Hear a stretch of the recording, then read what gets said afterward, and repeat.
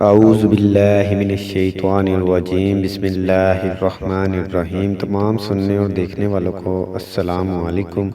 دوستو، آج میں آپ کے سامنے حاضر ہوا ہوں ایک نئی ویڈیو کے ساتھ کہ زنا کیا ہے اور اسلام میں زنا کی سزا کیا ہے۔ یہ جاننے کے لیے ویڈیو کو شروع سے لے کر اینڈ تک ضرور دیکھیں تاکہ آپ کو پوری ویڈیو کی سمجھ آ جائے۔ اور ایک گزارش بھی ہے کہ جو لوگ چینل پر نئے ہیں وہ چینل کو ضرور سبسکرائب کر لیں اور ساتھ ہی بیل آئیکن پر بھی کلک کر لیں تاکہ آنے والی مزید نئی ویڈیو آپ تک بآسانی پہنچتی رہے۔ اور اگر میری ویڈیو اچھی لگے تو ویڈیو کو لائک کرنا نہ بھولیں اور ویڈیو کو زیادہ سے زیادہ شیئر ضرور کریں، کیونکہ اچھی بات دوسروں تک پہنچانا صدقہ جاریہ ہے۔ آئیے چلتے ہیں ویڈیو کی جانب۔ زنا کیا ہے؟ اگر مرد ایک ایسی عورت سے صحبت ہم بستری کرے جو اس کی بیوی نہیں ہے تو یہ زنا کہلاتا ہے۔ ضروری نہیں کہ ساتھ سونے کو ہی زنا کہتے ہیں، بلکہ چھونا بھی زنا کا ایک حصہ ہے۔ اور کسی پرائی عورت کو دیکھنا آنکھوں کا زنا ہے۔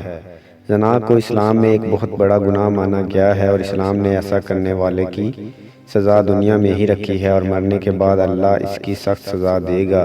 زنا کے بارے میں کچھ حدیث اور قرآن کی آیت دیکھیے۔ حضرت محمد صلی اللہ علیہ وآلہ وسلم نے فرمایا، مومن مسلم تو کوئی زنا کر ہی نہیں سکتا۔ اللہ تعالیٰ قرآن میں فرماتا ہے، اور دیکھو زنا کے قریب بھی نہ جانا، وہ بے حیائی ہے اور بری راہ ہے۔ زنا کی سزا اور عذاب: اگر زنا کرنے والے شادی شدہ ہوں تو کھلے میدان میں پتھر مار مار کر مار ڈالا جائے، اور اگر کنوارے ہوں تو 100 کوڑے مارے جائیں۔ آج کل دیکھنے میں آیا ہے کہ اس گناہ میں بہت سے لوگ شامل ہیں، خاص کر کے اس بازار میں شامل ہیں جہاں عورتیں اور مرد جاتے ہیں۔ کس کا ہاتھ کس کو لگ رہا ہے، کہاں لگتا ہے، کچھ معلوم نہیں ہوتا، چاہے لڑکا ہو یا لڑکی۔ اور پھر اس گناہ کو کرنے کے بعد اپنے دوستوں کو بڑی شان سے سناتے ہیں، بلکہ ان کو بھی ایسا کرنے کی رائے دیتے ہیں۔ اگر کوئی کنوارا لڑکا یا لڑکی کوئی غلط کام کرتا ہے تو اس کا گناہ اس کے ماں باپ کو بھی ملتا ہے، کیونکہ انہوں نے ان کی جلد شادی نہیں کی جس کی وجہ سے وہ غلط کام کرنے لگے۔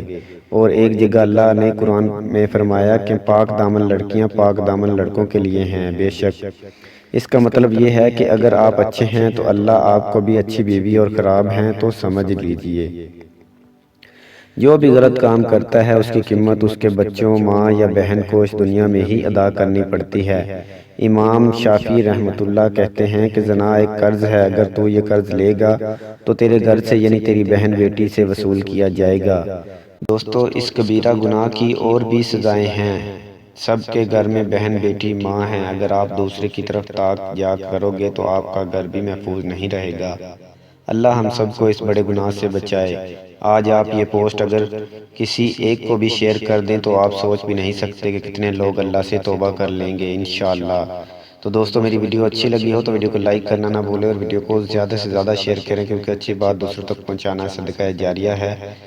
اور جنہوں نے ابھی تک میرے چینل کو سبسکرائب نہیں کیا وہ پلیز میرے چینل کو ضرور سبسکرائب کر لیں، اور اپنا اور اپنے اہل و عیال کا خیال رکھیے گا۔ نیکسٹ ویڈیو تک کے لیے اللہ حافظ۔